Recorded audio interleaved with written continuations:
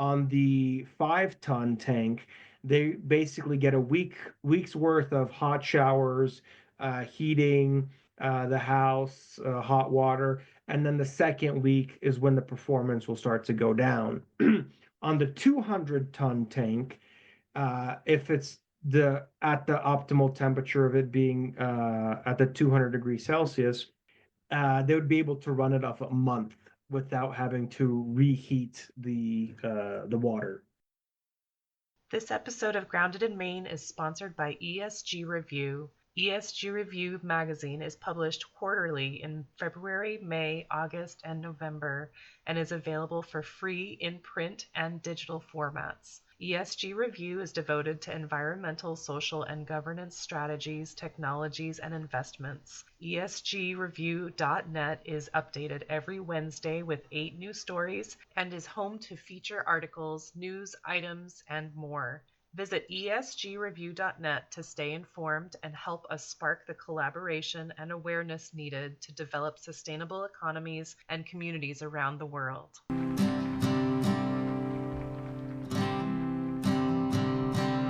There's a place where there's no trouble, no more pain, no more struggle. Grounded in Maine podcast is an open conversation about how we show up for the world. I started this podcast out of a desire to learn new ways to be sustainable because the word sustainability is big. It can be overwhelming, and I just wanted to learn, different ways to try to be part of the solution and not feel like it's too late. So I'm talking to people who are doing different things and learning so much. I hope you are too. Hi there. Thank you so much for listening to Grounded in Maine today. My name is Amy Fagan, and I have a guest today whose name is Dan Razumovsky. I'm practicing it in my head, but Dan is going to talk to us about solar thermal. He works for a company called Suncatch. And so, Dan, thank you so much for being here with me today and letting us know about this, because this is something I have never heard of until just before we started recording. Well, thank you for having me on the show. And yeah, I'll definitely want to, pass along as much information to you and the listeners as much as I can about this, about the solar thermal. Cool. Awesome. So, Suncatch Solar Thermal, tell us about solar thermal, because we know about solar panels. And, I've also had like community solar on the podcast. So, we're more familiar with solar panels, but this is a new thing to me, at least. Okay, yeah.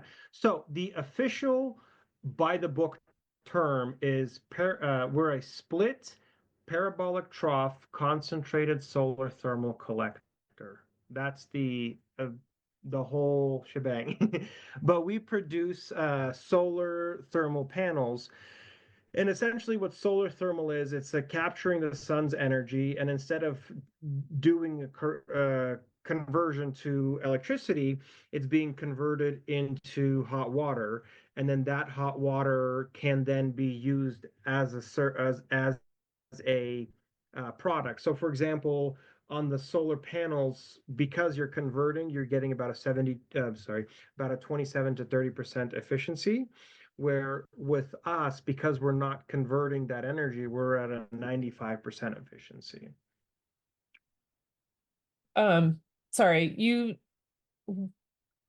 the thing that you just said, you said, oh gosh, The I forgot it efficiency. already. So essentially, because we are essentially boiling water, or so think about it this way: with whenever you're a kid, or play with magnifying glass, burning something. Essentially, that's what we're doing, where we are harvesting the sun's and we're heating sun's energy, and we're heating water with it. So because the on a solar panel, you're going from sunlight to then converting it to electricity. Then that electricity is using to heat water or heat a house. By the time all said and done, you're about a 20% efficiency rate because of how much time is being converted.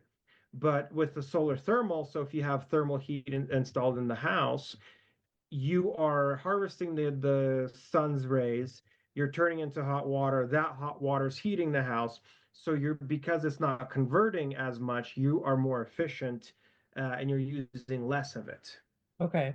Because water will hold that heat longer, right? And Yes, you're saying it yes. like So and spins.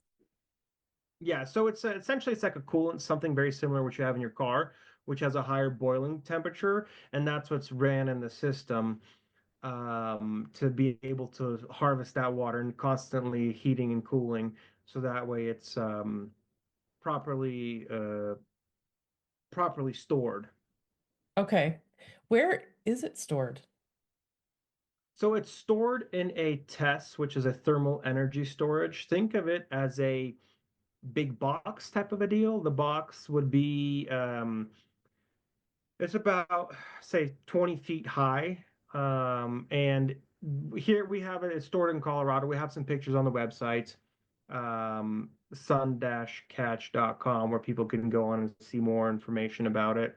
But the coolant is stored in there, and we have like a coil. So I don't know if you ever seen the show like Moonshiners, where they run the copper coil inside of a and they run like the alcohol through, but essentially like a coil inside that thermal energy storage. So cold water goes in, hot water comes out. Mm. Um, and there's different sizes for it. So depending on the needs, there are different sizes for the based on how many panels there are, what type of thermal energy storage. So the where it's installed now, they have a 5 ton and a 20 ton uh, test test system. So they're primarily running off the 5 ton, but Mhm. if they needed to switch over to the bigger one, they could. Okay. And so this is so you were telling me before we started recording these panels are they're very large. Um Yes. and you were saying they're better for like land. So they are. So the size is 8 feet by 18, and that's one panel. And then we have 10 of them in one row. So it's about 120 feet in length for one row for these.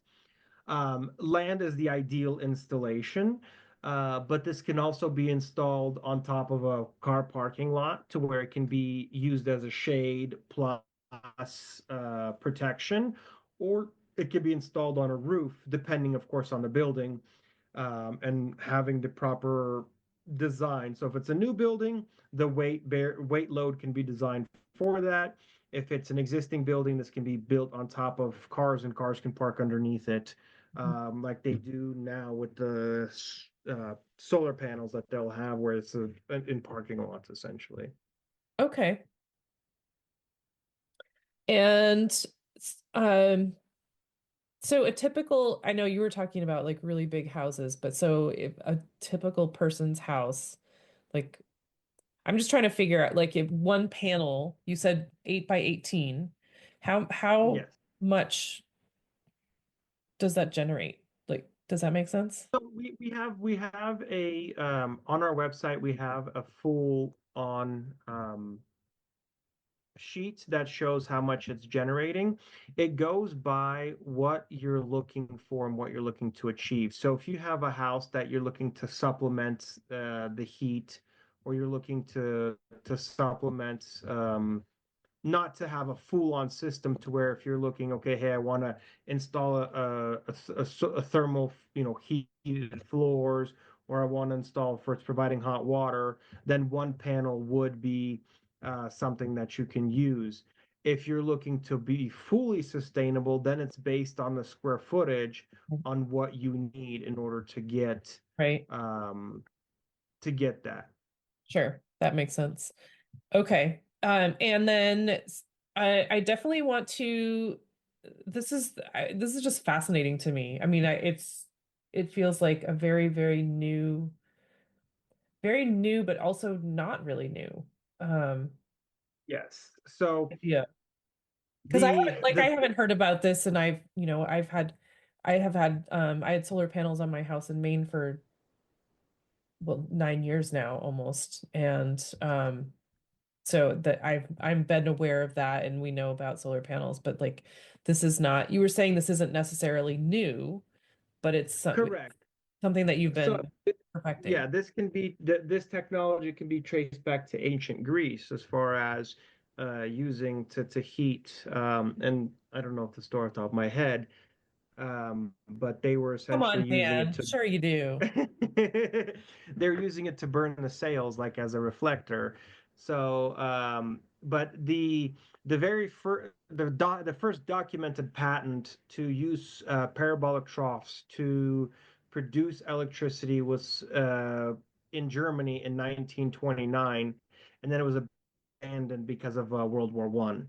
And then so the best way I can explain it is there are multiple ways to build this type of system. So out here in Colorado, on Highway 93 that goes between Golden and Boulder, there was a competitor, and their panels are about 40 foot in height. And they were high pressure, high temperature. So we're low temperature. So we're under 200 degrees Celsius, where the industrial that people have used for these parabolic troughs, they're, anywhere from 400 Celsius to 600 Celsius, to where it's a lot more. They have to have a fence around it because someone can beyond third-degree burn if they Oh, stick their hand on the panel. Where with us, if somebody touches the panel, they're not going to get burned. And they actually wind is a big factor for these, where the panels actually fell over because of how much wind we get oh, through here. We had our panels get tested at 150-mile-an-hour gusts that we've gotten through here, and they're still intact. But going back to the technology, there is a company in Switzerland that has a parabolic troughs that have filed all the studies and everything, but theirs is more like a cube. So they'll have the tube inside, and it's more like of a box. There's a company in Canada that's just starting out. They're still in their R&D phase. And there's also utility size or utility grade parabolic troughs, where there's a project out in California where one panel is the size of like 4 football fields. And yes, so where they're using those, that's on a utility scale, where they're using those on a steam to power engine and all that, to where this is on a from a residential slash homestead to an industrial size, where let's say if somebody is food manufacturing for sterilization for food. If there's somebody's doing like bottling for a distillery and they need hot water or a constant supply of hot water, those would be the end users. The best way I can compare it to that we happened in our recent technology advancements would be like the hybrid car. So the hybrid car came on the market in the United States in 2001, and it was Toyota. Toyota released 30,000 Priuses their very first year. Now they are over 10 million hybrids sold. Prior to that, Thomas Edison and Henry Ford were working on an electric vehicle, but they didn't succeed just because the battery capacity wasn't there. In the 70s, they tried working on hybrids, but the technology wasn't there.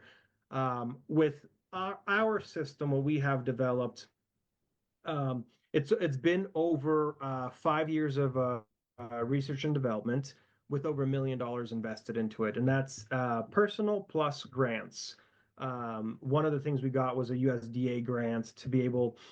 Uh, I'll got a story for that, but essentially they were able to have a proof of concept. They took that proof of concept, took it to the USDA, and said this could be applied for farming. And the USDA provided funding to saying, okay, hey, continue on with the R&D, and that's where the money came from to basically getting this product where we are today. that's So very cool. yeah, and another thing is also, because there was no government mandates, there weren't no tax breaks, 20 years ago to install solar. So people weren't as excited, or they weren't really shopping for it. So, for example, in order for Uber to come around, we needed to have smartphones, cars, electronic processing payments. Like there's so many things that needed to come into place in order for Uber to be around. Now it's people can, how do we live without it? This is very similar thing here, where there's a lot of other advantages. Like for example, 2030 are the federal mandates for being eliminating as much carbon, and then 2050 they want to be 100% carbon free. there are tax breaks available, and right now is the best time because it's the highest percentage that they're giving as far as tax breaks to businesses. And there's also grants available. But as we progress closer to 2030, the percentages on those tax breaks get smaller and smaller. And then after 2030, I believe there will be fines for businesses that are not moving into it.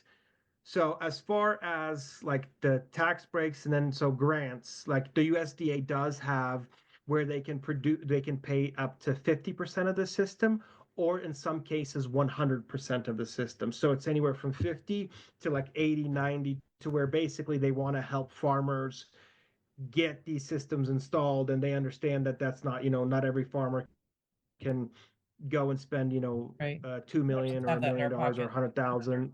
Yeah, exactly. To where there are those grants available through there.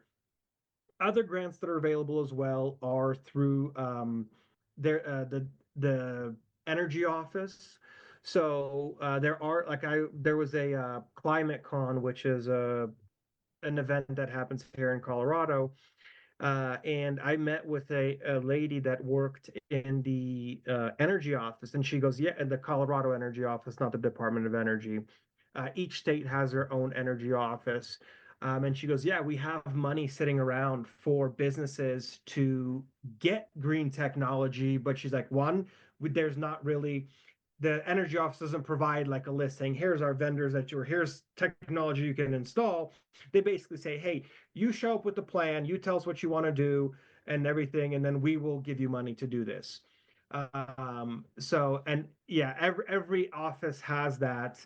Um, there's another program called CoPace, but they're all throughout the United States. I think I want to say like 21 or 30 states are participating in it, but they're continuing to grow. The most expensive project they funded in Colorado was 55 million.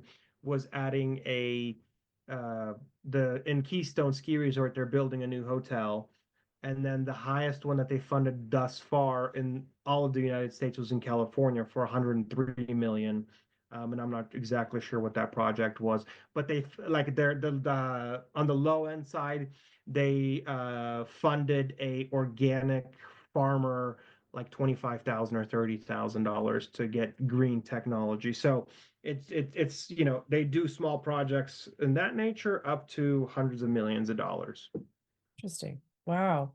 And it just that my brain is stuck on the fact that you were saying that you talked to the woman in the energy office in your state, and it sounds like they have this money available, but they're not advertising that they have the money available. So you have to like go to them and say, I'm looking for money. And then they're going to be like, oh, hey, I've got this right here. But like, I don't know. Yes. It's a weird thing that people, the whole, like, you have to know who to ask for help, and you can't just say, I'm looking for help. And they would be like, hey, we got money. Yeah, so there's a concrete plant in Ohio that was looking to put this on their plant to help, becoming more sustainable and more green. And I spoke with the energy office there in Ohio, and he told me, he goes, "Yeah, we have money." He goes, "Well," he goes, "whenever you," because that concrete plant was still in construction. So what they do is they go through and they do an energy audit. They see what your, electricity bill is per month, what your natural gas bill is per month, or whatever those are, and they say, "Okay, if we give you this money, how will your bill decrease?" So, for example, if we have a food manufacturer and they need it to sterilize, and they say, hey, right now we're using electricity or natural gas to heat our water, and our natural gas bill is 10 grand a month. Well, if we install this system, it's going to go instead, and this can be as a supplement, or so say, okay, hey, instead of 10 grand, we're now going to be paying 3 grand a month. We'll still have natural gas as a backup, but primarily we'll be using this system. Like, okay, hey, you're going to save significant amount of money, then we'll give you this to install the system so you can be um, more carbon neutral. And when I spoke with the individual at the in the Ohio Energy office, and he's like, "Yeah, we have the money."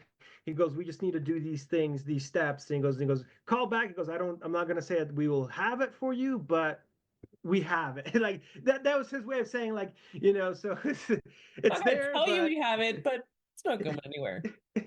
yeah. So and it was like I got a call back within a matter of a few days after leaving a voicemail. So they're very, very responsive for that. So and it's um they're very helpful, but like we reached out to the one in Colorado, and I was on a call where they were essentially discussing the grants, and there was less than 20 people on that call that were looking for funding for that, and I was on there trying to, you know, in not advertising myself, but asking questions of how I can help out, and we've asked like, hey, do you have a list, like an official list that you say, hey, we have solar panels? Like, no, we can't advertise any company per se to saying, hey, this company can help you out, go use them. They have to remain neutral, which it's also like, okay, what can I do on myself from, to get the name out there for Right. them? Right. It's not, it's so difficult. I feel like we need I, more like access to how it all works, I think. Because I feel like I there's so much yeah, that I agree. There's the sites, they don't necessarily have as much information, but if they do, you got to dig, or it's on some sort of memo that is public information, and it's 95 pages, and it's on page 67, paragraph 3, where that approximately, information. Yeah, yes. yeah, exactly. And then if you don't read that, you don't know.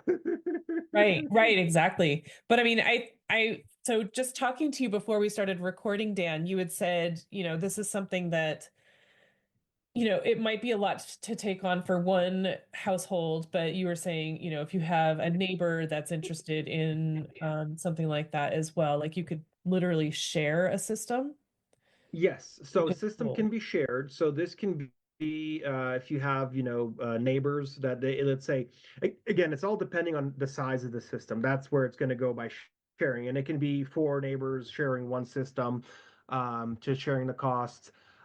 One of our goals that we're looking to do is going after developers to where when they're looking, so let's say in the colder climates, this can be something as heated sidewalks, this can be something as heating the house and providing the hot water.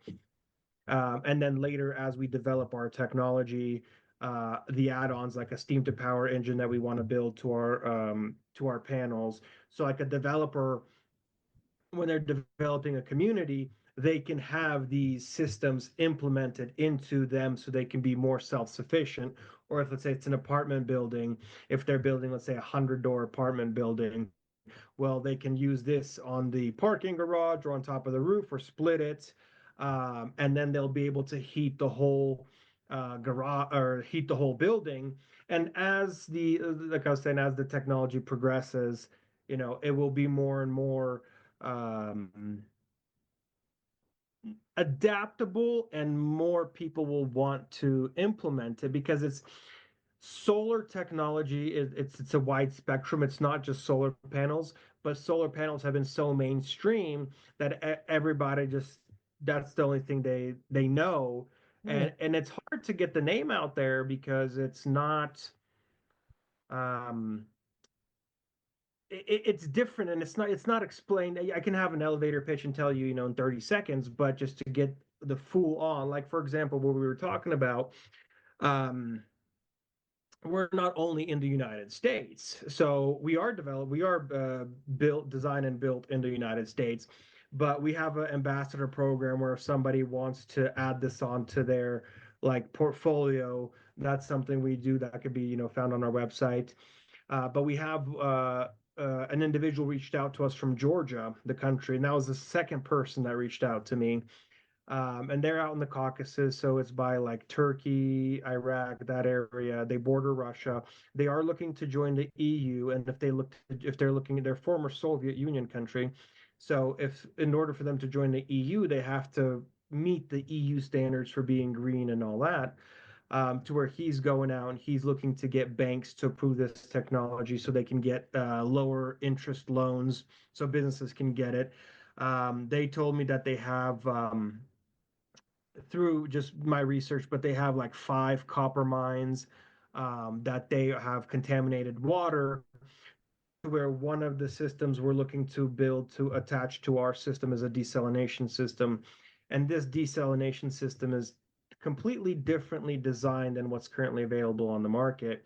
So it'll be able to use these, and then it's not only for contaminated water for wells, but like oil and gas for the PFAS that they have in water, to Mhm. where it's able to clean all of those water systems to where it's once it comes out, it's going to be clean water, because that is a big issue with as many contaminants. Or there's a lot of fracking that was done in Texas, Mhm. and there's a lot of they don't really have as many solutions, and those are problems we're looking to tackle, not just on providing it for a homeowner or a smaller base, but also tackling bigger problems uh, with bigger industries that not as many solutions are out there with what's being used.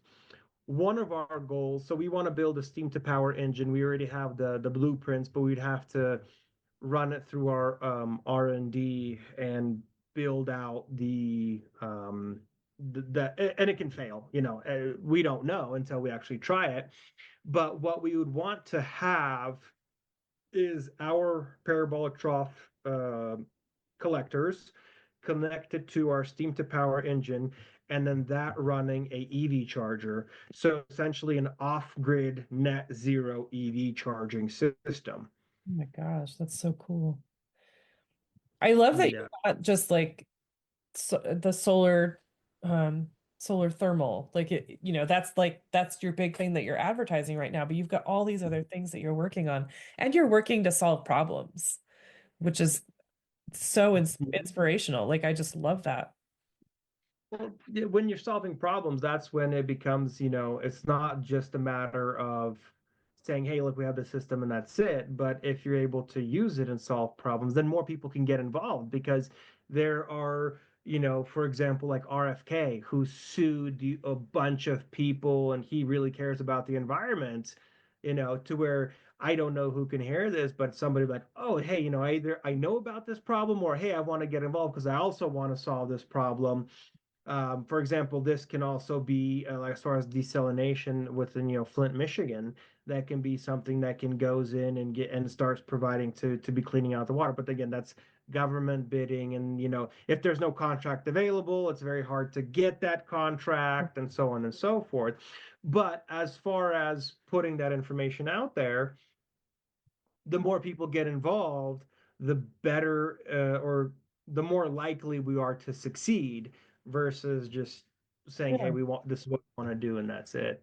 Totally. I mean, it just sounds like you guys have an open conversation with people. And so if someone says this is an issue that we have, and you're like, well, let's take a look at that. Like, maybe we can do something.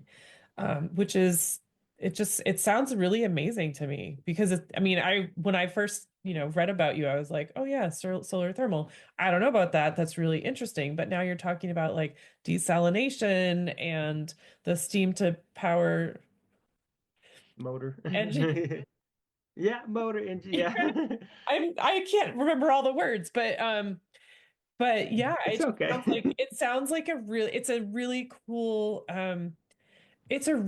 business plan to not just, definitely do the solar thermal thing because this sounds like a really great plan, but why not try these other things? We've got this thing and if we can outreach and help other people with their issues, like why not?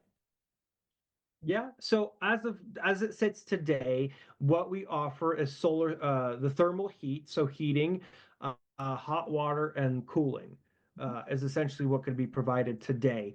And Okay. there are, like I said, there's many adaptations to it. So that's the heart of the system. And then the secondary system, it can also be where um, it can be matched with what's on the market already. So it's not something that we've necessarily designed, but if someone has something that they need hot water to operate, or they need hot water to accomplish whatever the task is, then this system can be married to it. So it's adaptable and it's universal in that way. And one of the benefits of our system is it's scalable. So let's say if a business says, okay, hey, we're going to give it a try, we'll buy one row, we'll buy this smaller test system, we'll try it on, on a 10% scale. If we like it, then we can scale it up to a 90% scale. So it can also be done that way versus just saying going all in right away, to where it's like, hey, let's take it for a test Right. drive type of a deal. Right. Another thing that I did not mention is we have our buyback period is under 5 years. Can you talk about that a little? So, okay, so essentially, whenever the solar panel sales reps, they'll say, hey, it's a 25-year buyback period. So whenever you buy the solar panels, the amount of energy they produce within the 25 years, they'll pay for themselves essentially. But with our system, it's anywhere from 3 to 5 years because of how efficient the system is. So for, like I was mentioning before, it's a hot water bill, all right? Someone's using natural gas and they have a $10,000 water bill. Now, if they've dropped it down to, let's say, $2,000, all that money that they've saved is going to pay off this system. Right. And then within 3 to 5 years, they'll be back that money will be going back into the business, and it makes them more money. One of the so we have 5 patents on this technology that we've developed.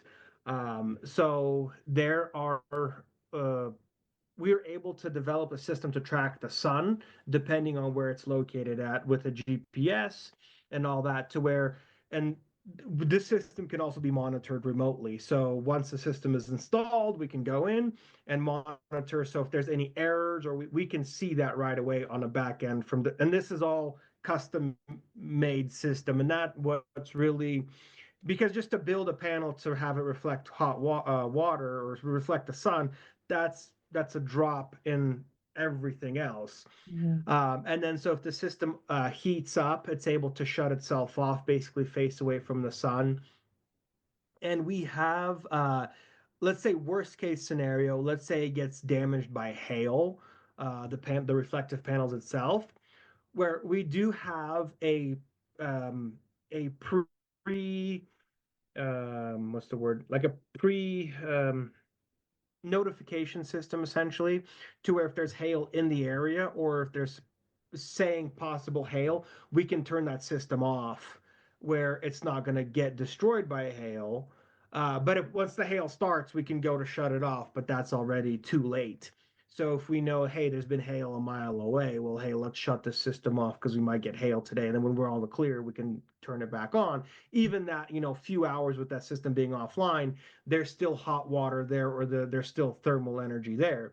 But in the worst case scenario that it does get damaged, it's the cost to getting those panels replaced is very minimal in comparison to, like we've discussed in Nebraska, where they had a solar thermal farm get damaged by hail, and it's millions of dollars because all those panels are not salvageable, and the only thing that's really salvageable is the post that they're standing on, right? But that panel itself would have to get tossed out and then a new one installed. Yeah. But you said that was like hundreds of acres. Is that right? Yes, it was a big one. I don't know, but I remember there's like helicopter videos, but I think it's out of next to Omaha or Lincoln, Nebraska, where it was just a massive hailstorm that came through and just destroyed a big solar farm. Yeah. You brought up something that so you mentioned kind of briefly, and I forgot that I wanted to make sure to note this, but one of the things that you said is really different about these systems is that it will actually track the sun. So it will Correct. Yes. it will find the sun to absorb that. Yes. So there's 2 ways it can be installed. It could be installed north to south or east to west. So that way, if it's installed, say, north to west, so in the morning, it will basically be facing the east, and then by the end of the day, it'll be facing the west. So that way, it's and the movements are very, very minimal as far as the tracking goes. it moves by it's like half an inch every half hour or something like that, like to where it's tracking in it. The system, whenever we go to, so like let's say if a customer wants to purchase the system, what they do is they reach out to us, we send them a questionnaire. That questionnaire asks for their address, and the biggest concern or the biggest thing we have is their exposure to the sun. So in Colorado we have like 320 sunny days here, so we get a lot of sun. And this system is currently installed at like 7,200 feet elevation, where it's at, and that's where a lot of the R&D is happening, where we have the high winds, the snow, where it's been like 2 foot snow and all of that, to where the sun and the exposure for, let's say, somebody in the Pacific Northwest, they'll need more panels just because it's not as much sun exposure and they get a lot more rain. So that's essentially what we're looking at. And then what the end use is, what they're looking to replace, how many kilowatt hours they need, and so on and so forth. Right. Okay. So what does it do? What does the system do when it's not sunny? Like, does it just sit and looking, It or just sits how does that there. happen? Yeah. Well, Does I it mean, fix a it's specific direction, like looking for well, it? once the sun has set, it will reset itself to where when the sun will come out. Oh, So, and yeah, and then during the daytime, so let's say the summer times, for let's say we had the where it's at installed, if the system's already reached its peak heat and it no longer needs to harvest the heat, the system just turns off and the panels turn away from the sun, so that way they're not continuing to heat. okay. Wow. Yeah, yeah. That's really cool. And so Yeah, and that's where, yeah, that's where we have the patented technology, and that's one of our advantages to competitors, is we've already figured this out, where a lot of the people are still working out the kinks in that particular system. Yeah. Oh my gosh. So this is really, really interesting. I think that this is a really cool technology, and I'm so glad to learn about it. But so Dan, one of the things that so you were saying that now is the best time to get in on this because the tax breaks will be less in the years ahead. Yes, Um, yes, correct. I would want to say it's probably around like 35-40% at this point, but getting to closer to 2030 and even past that, it would be like 10%. So, and that's a big savings. If you're talking, say a $500,000 system, that's a lot of money that could be, right. saved from that. And tax breaks are one of them, but there's also grants. So there's the RIP grants, which is available to farmers That's that they called can RIP, apply for. RIP. RIP, yeah, like RIPE, but it's on the USDA website. Okay. And those are available to farmers or anybody in the agricultural space to do that. And of course, as far as the federal agency goes, the USDA is not the richest per se, in comparison to some other ones, but they still have money available. And it's just a matter of going through the process. So if there is someone who is interested and needs assistance with the grants filing, how we've gotten this was the R&D to manufacture was through grants. So that's something we can help out as far as if somebody's interested in installing the system. We can assist with the grant writing and all that, because it's not simple, and it takes a lot. So there's That's a big definitely, deal. That's a really big sell. I mean, if you're yes, interested in the well, system, you talk to you guys and you'll be like, hey, yeah. let's give you some, you need a grant, let's get that started. Yeah, yeah. I mean, it's looking for the qualifications and all that. So there is money available out there. There's money. It's just a matter of asking the right questions. And even so, let's say the Department of Energy. So let's say somebody has a business and they say, okay, I have no need for solar thermal, but I need solar panels on my business. Well, they can go and talk to them about that. They'll do an energy audit that they come out and do. So it's not limited to this. Or let's say if they wanted to go in and install LED lights, new toilets, or make the retrofit the building. So let's say if the building was built in the 70s and hasn't been updated since, well, there's money available for that as well. So it's not necessarily just our system; it's for other projects as well. there's a company called Copace. We have their logo on our website that we are like not a reseller, but we work with them, and they have them and all the different. I was talking about the where they funded the $55 million project. They essentially attach the loan to the property and the business, not to the individual. And they work with banks, like for example, they have like in the rural areas in Colorado where it's farming, they'll have the specific banks that are the farmers work with.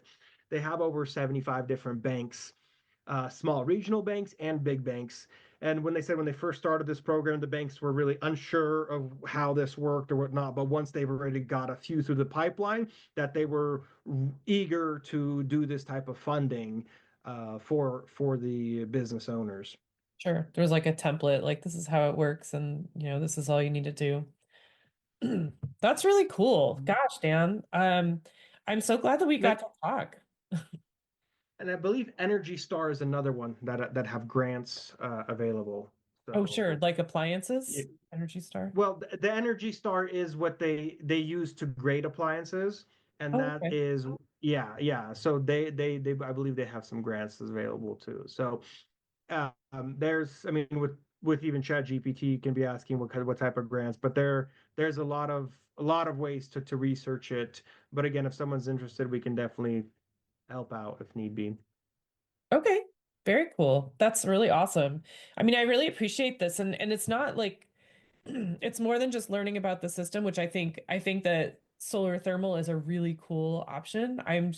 But like you're more than just that. Like you're helping to bring awareness to, funding and also other ideas. Like if you guys, if folks have needs to, you can totally reach out to Dan's business and be like, what would you guys do for this?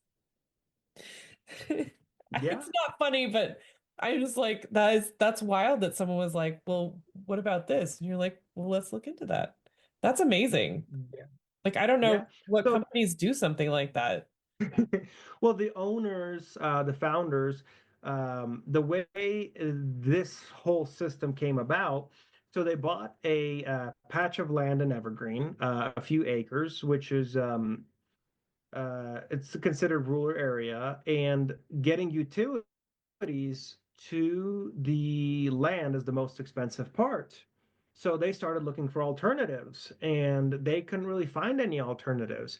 So prior to this, they've owned a engineer firm where when people had complex problems, they'd come to them and say, "Hey, this is our problem. We need a solution," and they would design basically a turnkey solution for the customers. Okay. So they're used And to it. that's where, yeah, so that's where the innovation comes from. And they've essentially they built it out like the first gen. They had it where um, the basically like a fire started within the panels because they didn't have the proper alignment or they overheated. So there has been, hiccups along the way, but all of that now has been um all those kinks have been worked out. And it's a matter of also, the question is, okay, well, what needs hot water to use, besides just actual hot water, like what other systems, and then from there being able to seeing what problems we can solve, because it's a matter at the end of the day, it's about solving problems, and the bigger the problems, the bigger the end result, and then the more people can be affected by it Hmm. versus just on a smaller scale. Right. Well, and just focusing on, not that it's a small thing, but focusing on solar electricity. If you're focusing mainly on that, it's a huge thing, but also there's still the hot water issue. And so if you're doing both, twofer, I'm a sucker for twofers. But it can manage both of those things. And you're also talking about cooling as well. Like why not? Why Yeah, not? yeah, What else can you yeah. I do? mean, Well, I mean, it's step by step. The heat to power and the desalination; those are essentially like phase two of the company. Mhm. The right now we're essentially getting out there and letting people know, since I could say that we're confident in the product, and the R&D phase has commenced in a way to where we're no longer trying to tweak it. We've tested it in the wintertime. So we've had the cold snaps here in Colorado where we got down to negative 22 degrees Fahrenheit, where it'll drop down for a few days. And the tank went from, and this is heating a house that's 10,000 square feet. So the tests, the thermal energy storage went from 197 degrees to 179 in that time frame. And the system's outside. Yes, it has insulation, but it's also the panels are still harvesting the electricity and all that, to where even with those cold extremes, it's still able to perform and not have because they rely on that system 100% for their hot water Right. and for their heating for the house. Right. Okay. That's a huge house. Yeah, yeah. So But it's can more so just like a let's say a really really big living room that they have, but they have like yeah, it was something that they've built out. The owner, he built it himself, so he was able to save a lot of money that way. okay. Can you okay, thanks, Clarence. Um, can you also just touch on we were talking before we started recording, you were saying the solar thermal system, if the power goes out, you still have heat for you have the electricity Yeah. for Yes. So I mean, as far as power the power itself, there's very um, you don't need as much power to run the system. It can be so you can put like a solar panel to have it to a battery to be able, because it's pump that's running the pump. So you'll be able to have a redundancy installed in the system.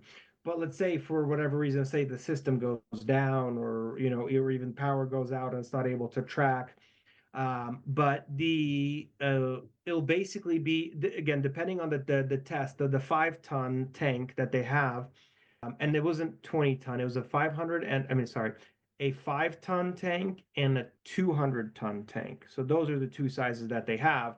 On the 5 ton tank, they basically get a week's worth of hot showers, heating the house, hot water, and then the second week is when the performance will start to go down. On the 200 ton tank, if it's the at the optimal temperature of it being at the 200 degrees Celsius, they would be able to run it off a month without having to reheat the water. wild. And then if going into yeah, so if let's say going, we were talking with an individuals that they had a project out in the Yukon where they get a lot of where it's super cold, and during the December months they don't have as much sun. So in instances like that, it can be a secondary test system that can be turned on to where when it's less, basically, you're going into the winter months for that, you can basically hit the valve and say, okay, let's start heating this system up. So that way when the sun does come out, because right now the system is not it's not heating the whole day. So it's only based on how much the usage is, where when you go up north like that, it would be heating the whole day in order Sure. to get the full capacity. Right. Right, of course. I mean, that alone is a pretty amazing. I mean, I just think about um I mean, I've mentioned before, like I got solar panels in October. This is a new house to me. It's like not even 1,000 square feet, but I face like totally south. So the sun is like beating down on the house. So I know in the middle of the day, like I don't need the solar panels doing anything during the day really. But if but so if the power were to go out, I don't have the battery. I did not get the bank, whatever, to hold on to the Hmm. energy, to the excess energy. So the power goes out. I'm just out. So this is really huge, that these will take care of the house for like at least a week to a month. That's crazy pants. Yeah, yeah, and it's also, but that's where the steam to power engine, or the motor, where it comes. So let's say if we have if we compare apples to oranges, right? So if we have an acre worth of land and we put solar panels, and then if we have that same acre and we put solar thermal, where the solar panels will only produce electricity when the sun's out, and then the sun goes away, it Right. won't be able to produce electricity, and you need secondary storage for lithium batteries or whatnot. Where with us, the energy will be stored in the test system, and the heat will be able to produce electricity at night from the steam to power, and then once the sun comes out the next day, it basically replenishes that system, so it'll be able to run it off to heat up that water again, so that way it's uh, always running essentially. Right. And that's one of the it's more it's a little bit more complicated than your solar panels, as far as the system setup and everything like that goes, and then just a lot more moving parts. But on the efficiency side, you'll be able to get a lot more out of it. That is really cool. Um, okay. So thank you for telling us all about that. This is really big. This is big stuff. But so Dan, when I say the word sustainability, what does that mean to you? Sustainability, it's a great question. To me, I look at it as not necessarily being green, in a way that is being, mainstream today. To me, sustainability is essentially being within oneself to be able to sustain yourself. And if it's a matter of if being off grid, or to being one, sustaining yourself, but then it's also your actions of being sustainable, because there are actions that we can do to be more sustainable. Hmm. um where Let me think of an example here. Let's say, for example, the not saying that I was something I would do, but let's say, somebody pouring oil out into the ground. Well, that's not, very sustainable. It's just an extreme example, Let's not but the even joke about sustainability that, be man. well, I just, you got to go to one extreme. But to me, it's also, when it's living a sustainable life, like, for example, plastic bags having reusable bags. And then if it's a matter of, if there's something that can be, bought once and reused, versus, or if something's broken, attempt to try to fix it first versus just to get rid of it and go buy a new one, to where those are the things. And it's a matter of what can be done to fix it one time, or to install it, to work it, versus just a constant. I guess it's not having a constant consumption of product, but also seeing what actions can be done on a daily basis to prevent, that consumption. That would be my answer. So I know It's, uh, I mean, it's an interest. It seems like a simple question, but it's also very complicated because sustainability has so many meanings. And we all, a lot mhm. of us have, we try in many ways to be sustainable. So it's not just like one, because I will always say, like, I try to add less to the landfill. Like, I don't want to, you know, so like less plastic and less trash, like composting, recycling, and all those things. But there's also, there are so many other ways to be sustainable. So it's a big question. It's kind of a loaded question, really. Um, and it's never really a short question or never a short answer, Well, I should say. yeah, the answer, because it can go to so many ways. Yeah.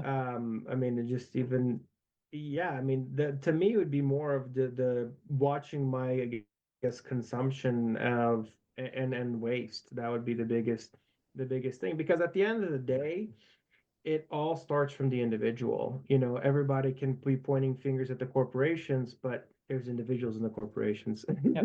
Yeah, that for sure. making decisions. So it's also it starts with an individual, and then from there it continues to grow. And it's also herd mentality. When more people are doing it, people feel like, okay, hey, you know, I can't do this anymore. I have to make changes in order to be more sustainable. Totally. Because there are people are starting to wake up more to, you know, even like the plastics, the BPA's and all that, to where it's like avoiding that, the toxic chemicals in foods, avoiding that. Like those are things that, you know, I do not to have that, you know, Hmm. essentially if it has chemicals, I'm not buying it. And more people, where the corporations are like, oh well, our sales are down. Well, if you stop poisoning Right, people. right. We're voting with our wallets, basically. Exactly, to where it's a matter of, you know, if it's not if you're not going to listen, then so here's this one thing we can end it off. But you know, the saying, the customer is right. Mhm. And that saying is so misunderstood. What people think what that means, or because I've worked in customer service and I would always have to deal with whenever there was an angry customer, the buck stopped with me. So when they say the customer is right, that saying is not that when the customer comes in yelling and screaming and that he's right. No, the customer is right by making the choices, and the choices they make is by buying the product. Mhm. So if we look through history, so here's an example: iPod versus Zune. Zune was Microsoft's, Apple was iPod. The customer was right by picking iPod versus the Zune, and the Zune just, you know, went away essentially. So, and I mean, there's a lot of corporations and a lot of products that people, or the Segway, for example, how, you know, the customer is right by the customer picking the product, and that's how we vote with our wallets, Right, by being right. And that's how companies flourish, and how either companies or products, or, you know, both, right, either they choose that way. And that's one thing that is really misunderstood, where, you know, companies, if they don't, then they will be left to die. Because companies, if they're not following, they, you know, there's companies go out of business every day, and sometimes the big ones that, you know, people don't expect. right. For sure. I mean, yeah, if they're not making people happy, then they're gonna vote with their wallet. Hmm. So Dan, if people want to learn more about solar thermal and the business and oh my gosh, Sun Catch, your business, and I just want to also just touch on, you said um that one of the sayings that you have with your business is Oh, sun, the sustainability. sunstain yeah, the sun, we call it our sustainable system.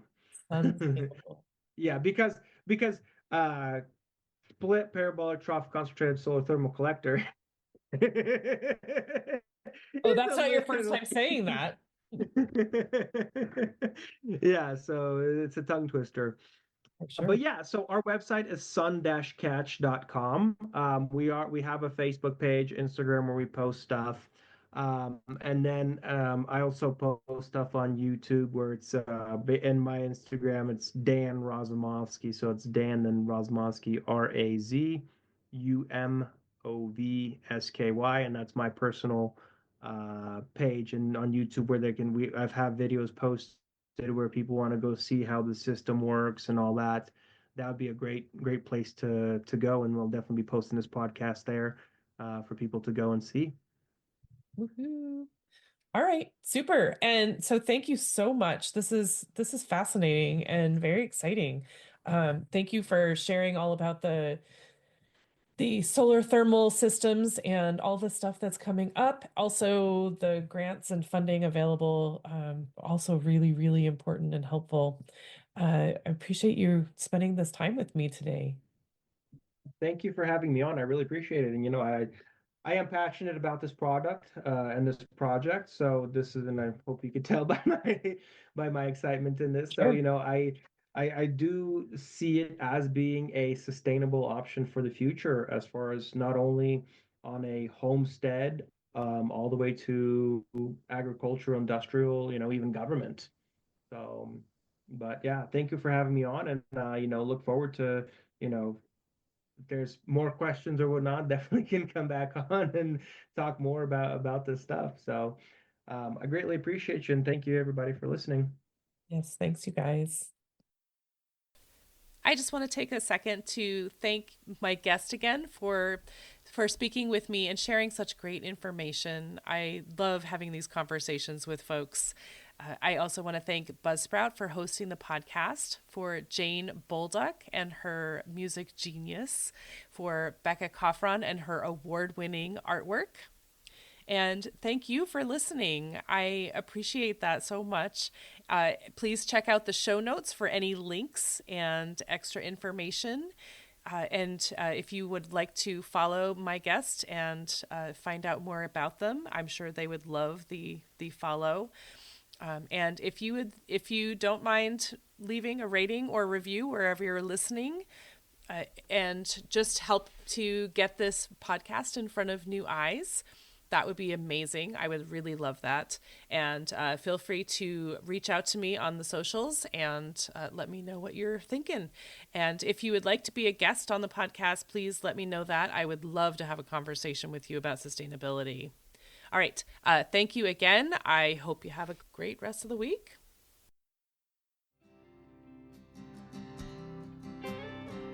There'll come a day, my mama told me, when I find love to have and hold me, a heart that's strong and so sincere. Just tell me, how do I get there from here? Oh, tell me, how do I get there from here? 'Cause here and now I'm so far down that mercy's bound to find me.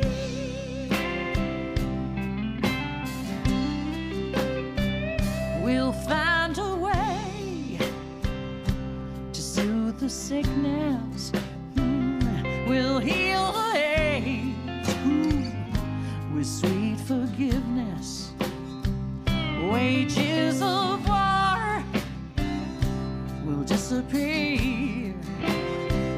Just tell me, how do I get there from here? I wonder, how do I get there from here? Yeah, 'cause here and now I'm so far down that mercy's bound to find me.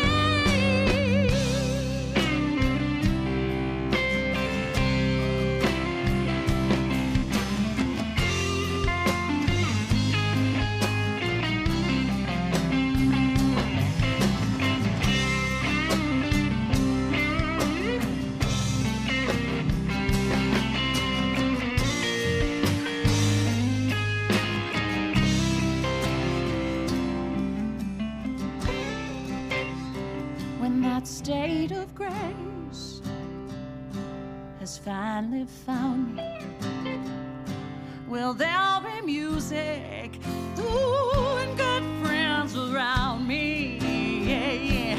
And I'll just smile through happy tears and wonder,